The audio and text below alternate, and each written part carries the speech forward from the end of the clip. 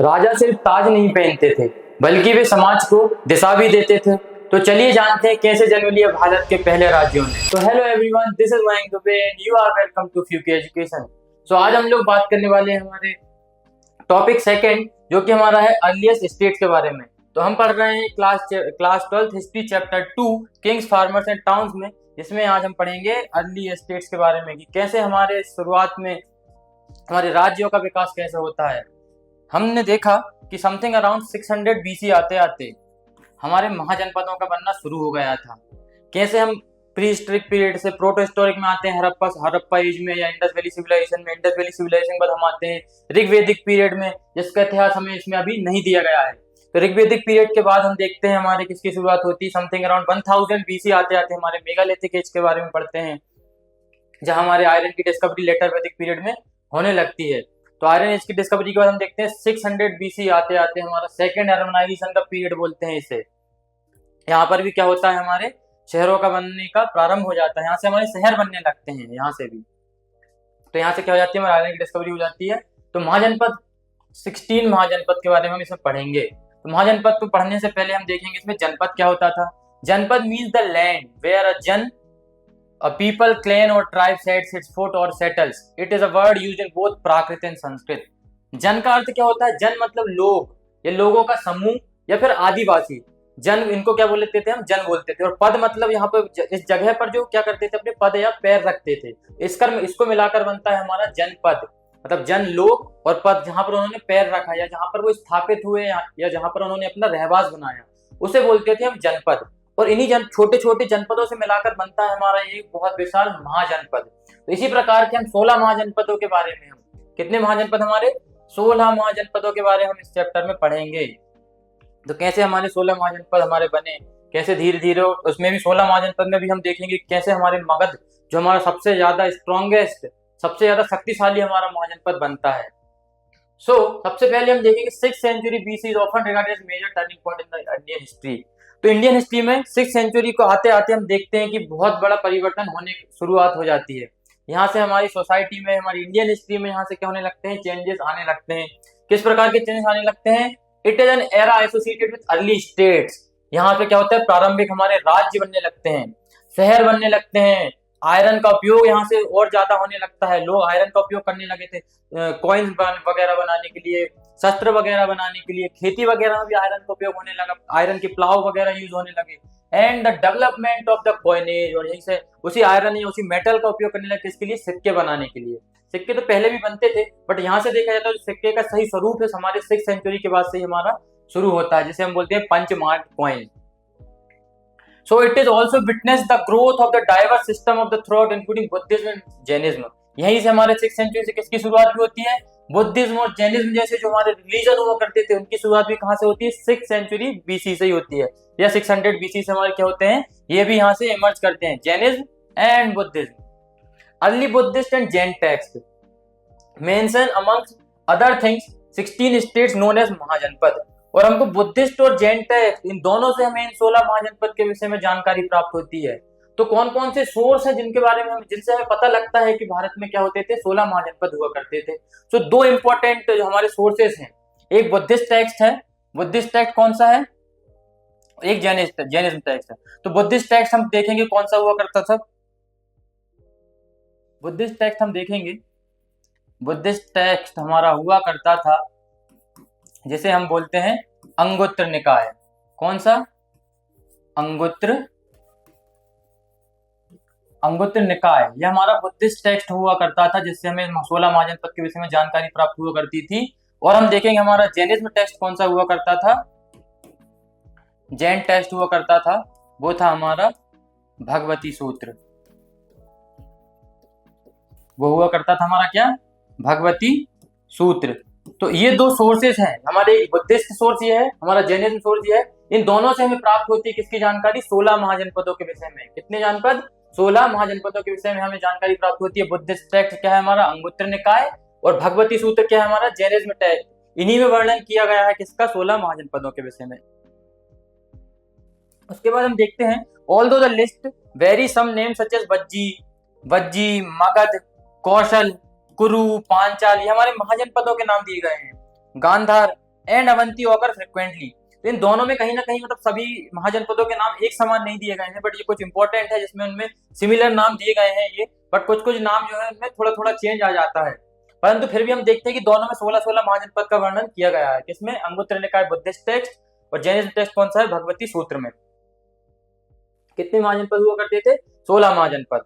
ठीक है, तो ये हमारा मैप है कैसे कैसे हमारे 16 महाजनपद किस किस क्षेत्र में फैले हुए थे। तो हम देखते हैं हमारे 16 महाजनपद के बारे में। सबसे पहले हम यहाँ से नॉर्थ से चालू करते हैं। तो यहाँ पे हमारा हुआ करता था कंबोज, अफगानिस्तान वाले रीजन में। ये हमारा हुआ करता था गांधार, इस वाले रीजन में। ये हमारी जो आज यूनिवर्सिटी को इसके बारे में सुनते हैं तक्षशिला, वो यहाँ पर हुआ करती थी। ये हमारे कौन से 2 महाजनपद हो गए। उसके बाद हम आते हैं सोरसेन, ये हमारे यहाँ ये वाले रीजन में हुआ करते थे, मथुरा वाले रीजन में। उसके बाद हम जाते हैं मत्स्य, ये हमारे राजस्थान वाले रीजन में हुआ करता है, ये हमारे वेस्ट से।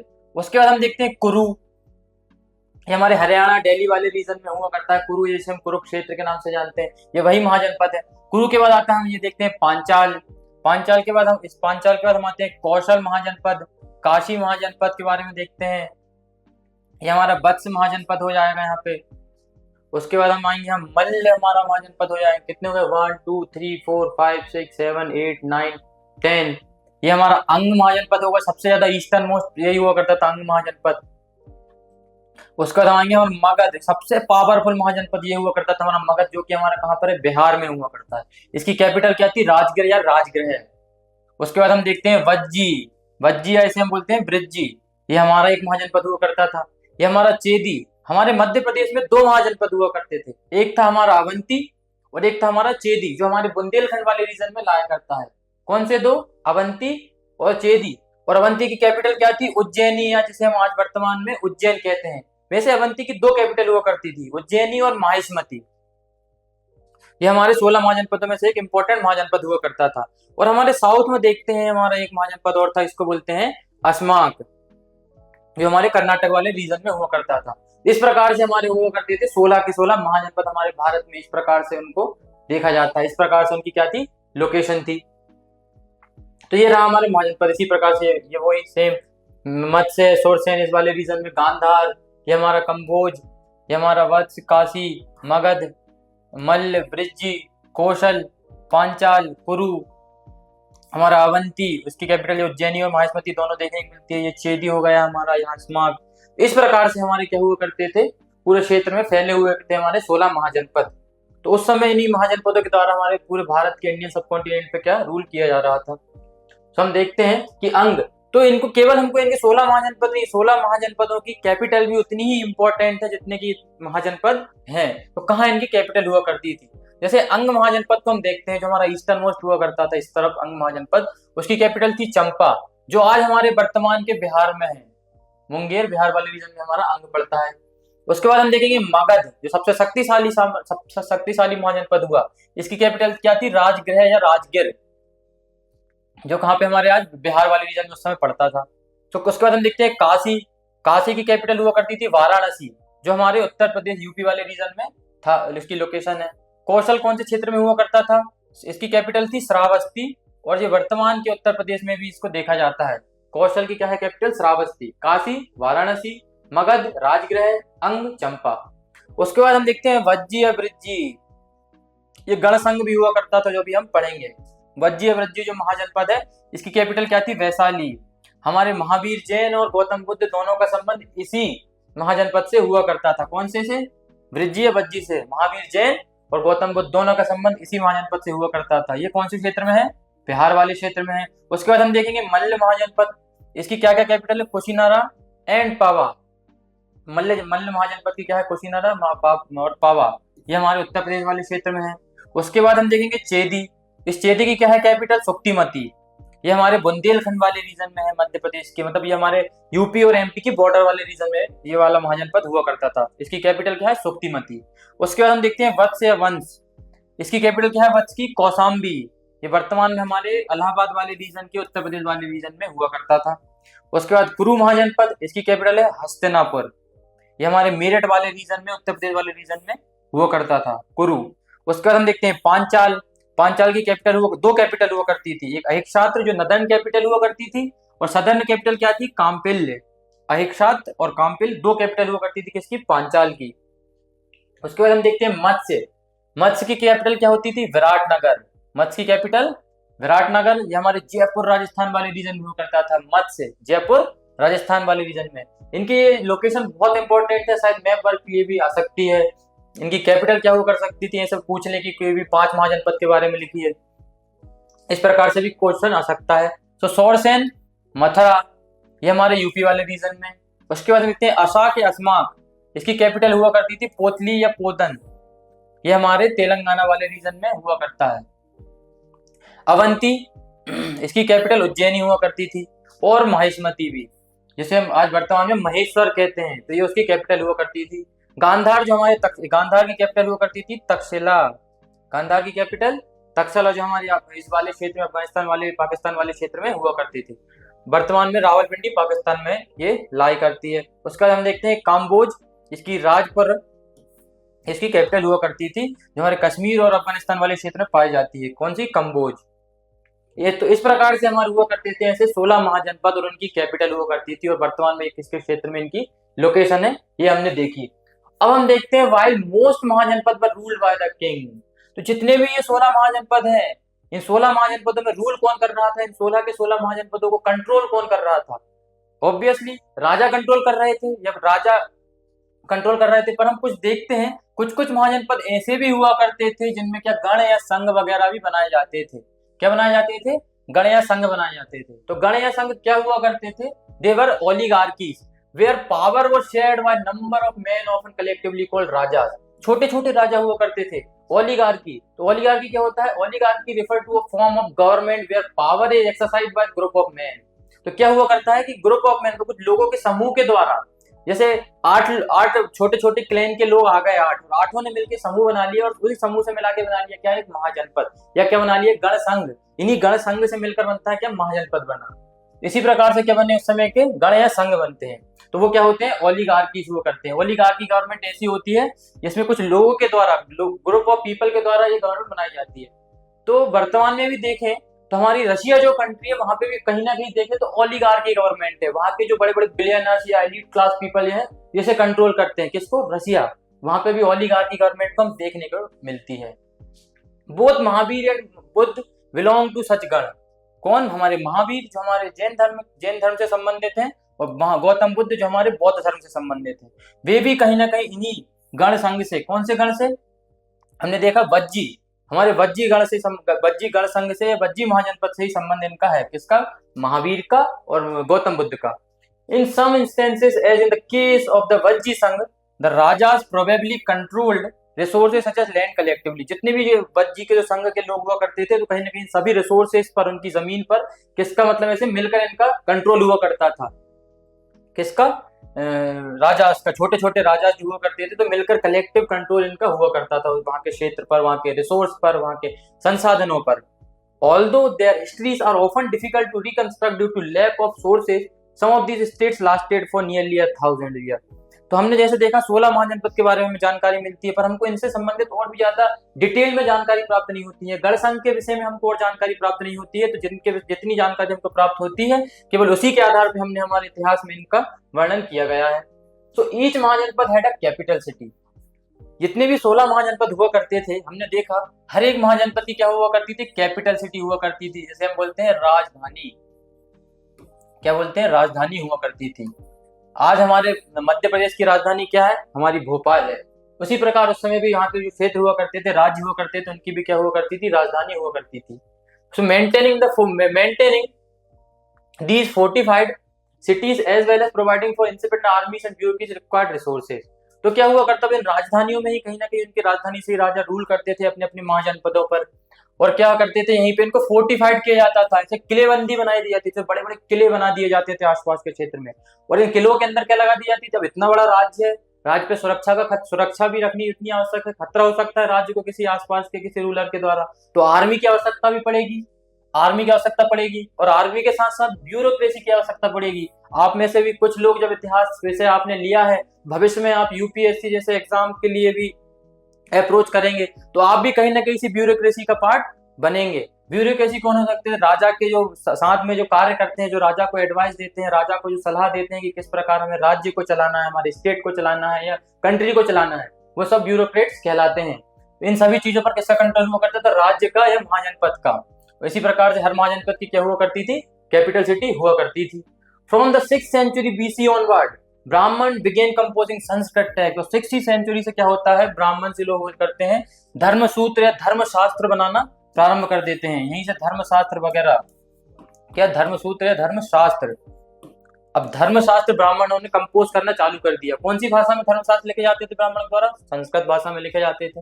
और इन्हीं धर्मशास्त्र मतलब कहीं ना कहीं लॉ से लॉ, कानून, किस प्रकार के रूल्स रेगुलेशन उस समय के लोगों को फॉलो करना चाहिए या करना पड़ेगा, उन सभी की जानकारी धर्मशास्त्रों में लिखी जाती थी। किस वर्ण के लोगों को किस प्रकार का कार्य करना है। राजा जो है, तो राजा कौन बनेगा? केवल क्षत्रिय धर्म के बनेंगे। पूजा पाठ कौन कर सकता है? ब्राह्मण लोग कर सकते हैं। व्यापार कौन कर सकता है? वैश्य वर्ण के लोग कर सकते हैं। बाकी के जो बचे हुए कार्य, खेती वगैरह या कोई भी मतलब ऐसे, इन तीनों की जो सेवा के लिए काम करने वाले उस समय बोला जाता है कि शूद्र लोगों को बोला जाता था। तो प्रारंभ में भी देखें ये वर्ण व्यवस्था उतनी जटिल नहीं थी, बट धीरे धीरे ऋग्वेदिक के बाद लेटर वैदिक आते आते देखते हैं तो लोगों ने उसे फिर उसका आधार बदल दिया गया, जिससे देखते हैं कि इनका फिर धीरे धीरे रूप बदलने लगा। This laid down norms for the rulers who were ideally expected to be Kshatriya. तो इनमें देखते हैं हर वर्ण के लिए अलग अलग प्रकार से बताया गया है धर्मशास्त्रों में कि राजा कौन बनेगा? केवल क्षत्रिय वर्ण का व्यक्ति राजा बन सकता है, जो रूलर बनेगा, जो हमारे महाजनपद या राज्य पे जिसका कंट्रोल रहेगा। इस प्रकार से अलग अलग प्रकार के अलग अलग वर्ण के लोगों के लिए इसमें इंफॉर्मेशन दी गई। Rulers were advise to collect taxes. और जो रूलर रहेगा, जो शासक रहेगा, उसको क्या, उसमें धर्मशास्त्र में क्या लिखा गया है कि वो टैक्स कलेक्ट करेगा। टैक्स कलेक्ट करेगा किससे? कल्टीवेटर्स से, ट्रेडर, व्यापारियों से, आर्टिसन जो शिल्पकार हुआ करते थे या कलाकार हुआ करते थे, सभी लोग मिलकर किसको देंगे? किसको मतलब ऐसा ट्रिब्यूट देंगे, टैक्स देंगे किसको? उनके शासक को, क्योंकि शासक ही कहीं ना कहीं इन सभी चीजों को चला रहा है, राज्य को चला रहा है। But resources also procured from pastoralist and forest people. के जंगल के लोगों और चरवाहों से भी कहीं ना कहीं रिसोर्स वगैरह खरीदे जाते थे। हमें इनकी ऐसा जानकारी नहीं मिलती है तो हम नहीं कह सकते। व्हाट वी डू नो, पर हमें क्या जानकारी मिलती है, is that raids on the neighboring state were recognized as a legitimate means of acquiring wealth। तो भाई ये गलत नहीं है। अगर हमको वेल्थ की आवश्यकता है तो धर्मशास्त्रों में भी इस प्रकार की बात लिखी गई है, अगर हमारे पास वेल्थ नहीं है, संसाधन नहीं है, तो हम आसपास के राज्यों पर, आसपास के क्षेत्रों पर क्या कर सकते हैं? रेड कर सकते हैं और उनकी जो संपत्ति है या उनके संसाधन है उन पर हम हमारा कंट्रोल या नियंत्रण बना सकते हैं या उनको लूट सकते हैं। तो ये करना उस समय लीगल था, वैध था, कोई इतनी समस्या नहीं थी। Gradually some states acquired standing army. कुछ कुछ राज्यों के पास स्टैंडिंग आर्मी हुआ करती थी। एंड मेंटेन्ड रेगुलर ब्यूरोक्रेसीज, उनके मंत्री परिषद हुआ करते थे, एडवाइजर हुआ करते थे। Other continue to depend on military militia recruited more often than from peasant. और अलग अलग प्रकार के लोगों उसमें भर्ती किया करते थे अपनी अपनी आर्मी में। इस प्रकार से वो अपनी आर्मी बनाया करते थे और इस प्रकार के रूलर वगैरह उस समय हुआ करते थे। अलग अलग महाजनपदों पर अलग अलग प्रकार के रूलर्स क्या कर रहे हैं? उस समय के रूल कर रहे हैं। First among the 16 महाजनपद। तो 16 महाजनपदों में से सबसे पहला महाजनपद, सबसे विशाल महाजनपद, सबसे शक्तिशाली महाजनपद कौन सा हुआ करता था? तो सबसे पहले हम देखते हैं किसके बारे में? मगध महाजनपद जो हमारा हुआ करता था, ये हमारे बिहार वाले रीजन में हुआ करता था। तो मगध इतना इंपॉर्टेंट क्यों है? चलिए देखेंगे। Between the 6th and 4th century BC, Magadha in present day Bihar became the most powerful mahajanapada. अब मोस्ट महाजन, कोई भी चीज, कोई भी व्यक्ति या कोई भी क्षेत्र कब पावरफुल होता है? जब उसके पास बहुत सारे संसाधन होते हैं, बहुत सारी संपत्ति होती है, या आर्मी बहुत अच्छी हो, या वहां का क्षेत्र बहुत अच्छा हो। इस प्रकार से उस क्षेत्र को या उस व्यक्ति को क्या बोलते हैं कि वो पावरफुल है, क्योंकि उसके पास बहुत बड़े संसाधन है, उसके साथ लोग बहुत है, आर्मी बहुत बड़ी है। तो वो ऐसे करके देखते हैं धीरे धीरे वो क्या शक्तिशाली बनने लगता है। Modern historians explain this development in variety of ways. अलग अलग प्रकार से इसको एक्सप्लेन किया गया है। किस प्रकार से? Magadha was a region where agriculture was specially productive. अब देखते हैं मगध मतलब बिहार। तो हमारी जो हम देखें ज्योग्राफी में कि हमारी गंगा नदी कहीं ना कहीं बिहार से, यूपी इलाहाबाद बिहार वाले रीजन से होते हुए आएगी।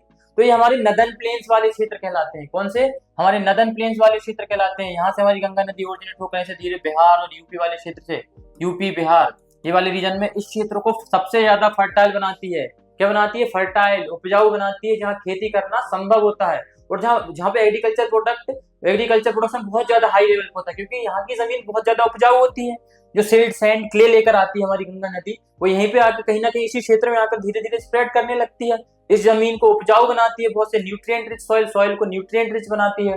तो यहाँ पे खेती करने के लिए बहुत ज्यादा स्पेसिफिक रीजन हमारा मिल जाता है। कहाँ पे? महाजनपद पे। तो पहला रीजन क्या हुआ कि यहाँ पे खेती का मगध वाज रीजन पर एग्रीकल्चर वाज स्पेशली प्रोडक्टिव। यहाँ पे क्या एग्रीकल्चर प्रोडक्शन बहुत हाई था, फर्टाइल लैंड, पहला पॉइंट मगध में। इस वजह से भी मगध पावर को एमर्ज होता है, powerful as a powerful mahajanapada. Besides iron mines, अब देखते हैं कि हम वहाँ पे आयरन माइंस, लोहे की खदानें आज प्रेजेंट डे में झारखंड में है। तो आज हम देखते हैं हमारा छोटा नागपुर प्लेट्यू, जहाँ पे बहुत सारे मिनरल ओर्स मिलते हैं हमको, जैसे कि कॉपर मिलता है हमको, वहाँ पे आयरन मिलता है। तो इसी क्षेत्र में हमारे क्या उस समय पे आयरन की माइंस हुआ करती थी। तो आयरन की माइन होगी तो आयरन की माइन से हमें क्या है, आयरन हमको मिलेगा, वहां से आयरन निकालेंगे और आयरन एक्सट्रैक्ट करने के बाद हम उससे वेपन्स बनाएंगे, टूल्स बनाएंगे, एग्रीकल्चर के उपयोग करने वाली टूल्स भी बनाएंगे। तो आयरन के आने से भी और पावर हमारे पास आएगी, हमारी आर्मी के पास आयरन के बड़े बड़े हथियार रहेंगे, तो हम किसी भी आसपास के क्षेत्र को, किसी भी शासक को परास्त कर सकते हैं। सेकंड रीजन ये होगा कि वहाँ आयरन माइंस हुआ करती थी, पर ऐसे provide resources for tools and weapons. Second reason क्या? पहला fertile land, second iron mines availability. उसके बाद हम देखते हैं elephants. Elephants, an important component of the army, were found in forest in this region. Also, Ganga and its tributary provide the means of cheap and convenient communication. उसके बाद हम देखते हैं हमारा थर्ड रीजन क्या? एलिफेंट। तो army में हम देखते हैं हमारे बिहार, झारखंड, वेस्ट बंगाल, उड़ीसा, यहाँ पे बहुत उस समय घने जंगल हुआ करते थे, और इसी क्षेत्र में, उन्हीं जंगलों में, उसी क्षेत्र में आज भी हम देखते हैं हमारे सबसे ज्यादा हाथी पाए जाते थे। तो मगध हमारा जो महाजनपद हुआ करता था, उसकी आर्मी में हाथी, बहुत बड़े बड़े हाथी भी हुआ करते थे, जिनका उपयोग हमारे उनके युद्ध में वो उपयोग किया करते थे। तो क्या? एलिफेंट्स वगैरह भी, एलिफेंट्स इन द आर्मी, ये थर्ड रीजन। पहला क्या था? Agriculture, fertile land. उसके बाद iron mines availability, elephants in the army. उसका हम देखते हैं हमारी जो गंगा और उसकी ट्रिब्यूटरी हुआ करती थी, ये हमको एक ऐसा कम्युनिकेशन चैनल अच्छा उपयोग होती थी। तो ट्रेड करना है अगर हमको, तो एक जगह से दूसरी जगह जाने के लिए कहीं बोट के सहारे या नदी मार्ग के द्वारा हम अपने व्यापार को आसानी से, सुगम तरीके से कर सकते हैं। किसके? गंगा और ट्रिब्यूटरी के उपयोग से। However, early Buddhist and Jain writers who wrote about Magad attributed its power to the policies of the individuals, ruthlessly ambitious king। और एक रीजन और क्या होता है हमारा, ये थर्ड रीजन ये होता है। Fourth reason Ganga as a communication channel, और फोर्थ हमारा होता है कुछ एम्बिशियस रूलर हुआ करते थे। ये हमारे एम्बिशियस रूलर, पावरफुल रूलर्स हुआ करते थे। कौन कौन? जैसे बिंबिसार हुए थे, हमारे हर्यंका वंश के बिंबिसार, अजातशत्रु, महापद्मनंद, ऐसे बड़े बड़े राजा हुआ करते, जिन्होंने मगध महाजनपद को बहुत ज्यादा पावरफुल बनाने में अपना योगदान दिया। कौन कौन? बिंबिसार, अजातशत्रु और महापद्मनंद। तो कहीं ना कहीं स्ट्रॉन्ग रूलर्स का भी उतना ही ज्यादा क्या हुआ करता था, रोल होता था किसको? महाजनपद को स्ट्रॉन्ग बनाने के लिए। Are the best known for their ministers who helped implement their policies. और उनके बड़े बड़े मिनिस्टर्स भी, उनके बहुत ज्यादा इंटेलेक्चुअल मिनिस्टर्स हुआ करते थे, जो अपने महाजनपद की ग्रोथ के लिए, महाजनपद को सबसे स्ट्रॉन्ग बनाने के लिए क्या करते थे? कार्य करते थे। तो क्या हमने देखे रीजन? पहला fertile land, first reason. Second availability of minerals या फिर availability of iron. Third recruitment of elephants in army. या फिर उसके बाद हम देखते हैं क्या हमारा? Ganga and its tributary working as a communication channel for trade. उसके बाद हम देखेंगे बुद्धिस्ट एंड जैन राइटर्स ने क्या लिखा हमारे? एम्बिशियस रूलर बोल सकते हैं। फिफ्थ रीजन क्या? एम्बिशियस रूलर या स्ट्रॉन्ग रूलर। कौन कौन? हमारे बिंबिसार, अजातशत्रु, महापद्मनंद, जो बहुत इंपॉर्टेंट रोल प्ले करते हैं मगध को पावरफुल स्टेट बनाने में। उसके बाद हम देखते हैं कि ये हमारे 5 रीजन हुए मगध कैसे पावरफुल बना। इन सभी कारकों की वजह से हमारे मगध को क्या होता है? पावरफुल बन जाता है। सो इनिशियली राजगृह, शुरुआत में देखते हैं हमारी मगध की राजधानी क्या हुआ करती थी? मगध की कैपिटल राजगृह हुआ करती थी, राजगाह जिसे बोलते हैं, राजगाह या राजगिर, राजगाह या राजगिर जिसे प्राकृत में बोलते हैं। Was the capital of Magadha, क्या हुआ करती थी? Capital of Magadha, Rajagaha. Interestingly the old name means house of the king, मतलब राजाओं का घर। राजगृह इसका मतलब वो करता था, तो ये हमारी क्या हुआ करती थी? मगध की राजधानी। राजगृह वो द फोर्टिफाइड सेटलमेंट, राजगृह में क्या किलेबंदी हुआ करती थी, ऐसे बड़े बड़े किले बनाए जाते थे जहां पर राजा रहता था या राजा यहीं से रूल करता था। और वो क्या है? राजगृह अलग अलग पहाड़ियों से घिरा हुआ है। ये हमारा राजगृह क्या है? अलग अलग पहाड़ियों से ऐसा घिरा हुआ है। तो कहीं ना कहीं इसको ये नेचुरल सिक्योरिटी तो ऐसे ही मिल जाएगी यहाँ से, राजगृह, इसलिए बहुत स्पेसिफिक लोकेशन। ये हमारा 6th रीजन है कैसे मगध पावरफुल बना, क्योंकि राजगृह जैसी उन्होंने कैपिटल बनाई, यहाँ पे ऐसे अलग अलग हिल्स से घिरा हुआ है Rajagriha. Later in the 4th century BC आते आते देखते हैं the capital was shifted to Pataliputra. और क्या होता है, राजगृह से 4th सेंचुरी आते आते हम देखते हैं कि कैपिटल कहाँ से कहाँ शिफ्ट हो जाती है हमारी, राजगृह से हमारी कैपिटल शिफ्ट हो जाती है कहाँ पे, पाटलिपुत्र में। कहाँ पर शिफ्ट हो जाती है, पाटलिपुत्र में, जो हमारे प्रेजेंट डे में हमारा पटना बिहार है, जो प्रेजेंट डे में हमारा पटना बिहार है ना, उसी वाले रीजन में पाटलिपुत्र में क्या हो जाती है, यहाँ से यहाँ कैपिटल शिफ्ट हो जाती है। Communication, present day Patna commanding routes for the communication along the Ganga, और यहीं पे कहीं ना कहीं कम्युनिकेशन रूट ऐसा वर्क करता है, कौन, हमारी गंगा और उसकी ट्रिब्यूटरी। हमको अगर ट्रेड करना है तो नदी मार्ग के द्वारा या रिवर रूट के द्वारा हम एक जगह से दूसरी जगह बहुत आसानी से हमारे ट्रेड को कर सकते हैं। तो इसलिए सबसे इंपॉर्टेंट हमारा मगध रहा। मगध महाजनपद कैसे शक्तिशाली बना, क्योंकि मगध जनपद के पास इतने सारे संसाधन थे, इतनी सारी सुविधाएं थी, उसका कैपिटल स्पेसिफिक लोकेशन पर है, वहां पे आयरन मिल रहा है इजीली हमको, छोटा नागपुर प्लेटू वाले रीजन में। वहां पर हमको हमारी आर्मी में हाथियों का उपयोग किया जा रहा है, जो एक एक हाथी 15-15, 10-10-15 सैनिकों को मार दे एक ही बार में। और देखते हैं हमारे एम्बिशियस रूलर हुए, बिंबिसार, अजातशत्रु, महापद्मनंद, ऐसे ऐसे बड़े बड़े महान रूलर हुए हैं जिन्होंने हमारे मगध महाजनपद को क्या शक्तिशाली बनाया है। तो इसी के साथ हमारा आज का टॉपिक होता है कंप्लीट। तो ये राज्य, सत्ता और समाज के शुरुआती प्रयोग थे जो आगे चलकर साम्राज्य की नींव रखते हैं। तो इसी के साथ आज हमारा टॉपिक होता है complete. So thank you very much and don't forget to like, share and subscribe.